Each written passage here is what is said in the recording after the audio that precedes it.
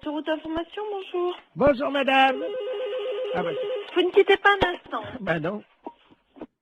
Ça fait du bruit par où ça passe, ça, dis donc. Allô? Oui, ben, yep. Ça fait du bruit chez vous. Oui. Hey. Bonjour madame. Bonjour monsieur. Monsieur Ledoux à l'appareil. Oui. Vous êtes bien le centre d'information sur les autoroutes? Oui monsieur. Bien, je pars en vacances en Espagne, là. Oui. Avec ma femme, mon petit neveu Georges et mon chien. Oui. Voilà. Ben oui, mais alors, le problème, on a un problème, on est en train de charger la voiture et tout. Enfin, on a déjà fait quelques kilomètres, mais on est en train de changer les valises de place parce qu'avec le Kléber, les valises, elles ont plus de place dans le coffre, vous voyez? Ah oui, Alors, d'accord. donc on a des problèmes, quoi, évidemment. Alors, on voudrait savoir s'il y avait une forêt sur le bord de la route qui mène en Espagne. Une forêt, hein? Oui. À quel niveau? Oh ben, pas trop loin, quoi. C'est parce que ma femme n'arrive pas à dormir avec le Kléber qui aboie tout le temps parce qu'il étouffe dans le coffre, quoi. Ouais. Alors, on se disait qu'on pouvait peut-être, enfin, juste pendant un mois, quoi, laisser le chien, bon, dans la forêt, au bord de la route, pour qu'on puisse le reprendre après, vous voyez, quoi. Ah non, mais vous n'allez pas abandonner votre chien pendant un mois? 3 semaines et demie. 3 semaines et demie dans la forêt, vous voulez abandonner votre chien? Non, pas abandonné.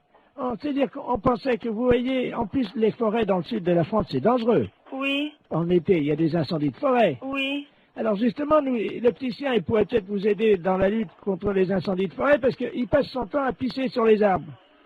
Vous voyez? Mais comment il va vivre pendant 3 semaines? Mais il peut surveiller les arbres, il peut protéger les champignons, quoi. Mais non, mais vous pouvez pas faire ça. Mais bon, on rentrera au bout de 3 semaines alors. Vous savez, les chiens, ils font ami avec les écureuils, ils ont chacun une truffe, ils se frottent la truffe, ils aiment bien ça les chiens. Les écureuils leur apportent des glands. Les écureuils, ils leur apportent des glands aux chiens? Ah ben bien sûr, madame.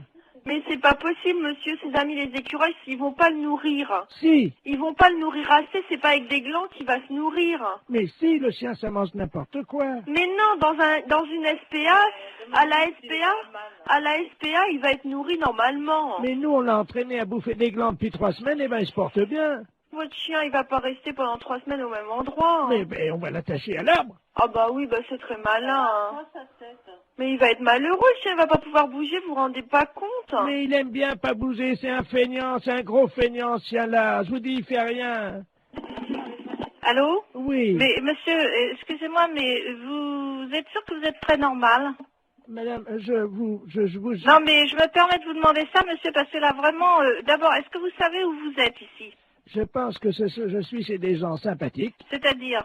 honnêtes, plaisants, que j'aurais bien aimé rencontrer dans ma vie, avec qui j'aurais aimé me lier d'amitié, pourquoi pas.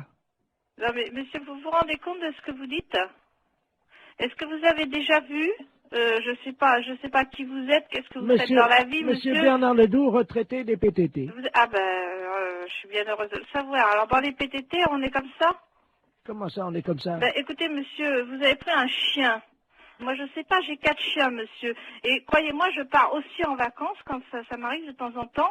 Et je laisse pas mes chiens au bord d'une forêt, hein. Mais je veux pas les laisser au bord de la forêt. Non, vous voulez l'attacher à un arbre, alors c'est encore pire. Mais oui, mais je veux pas le laisser au bord de la forêt. S'il faut le mettre au milieu de la forêt, je l'attache au milieu de la forêt. Non, mais enfin, monsieur, mais il mangera comment, votre chien? Vous rêvez ou J'ai quoi? expliqué à la dame que les écureuils leur apportent des glands. Non, mais vous plaisantez. Mais Un non. chat, ça mange des glands. Moi, mes chiens, ils mangent de la viande, monsieur. Moi, ça fait 3 semaines qu'on entraîne Oui. mon chien à bouffer des Ah, glands vous l'entraînez à manger des glands. Vous en mangez, vous, des glands? et j'ai essayé. Oui, et c'est bon?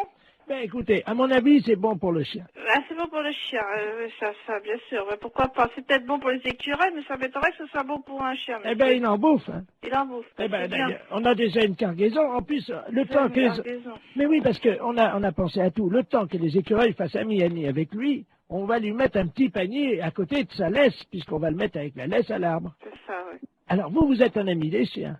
Ah oui, monsieur, oui. Alors, à quel arbre croyez-vous qui sera le mieux? Un sapin, un hêtre ou un bouleau? Non, quoi? mais monsieur, est-ce que vous plaisantez là ou... On part dans une demi-heure, madame. Partez dans une demi-heure.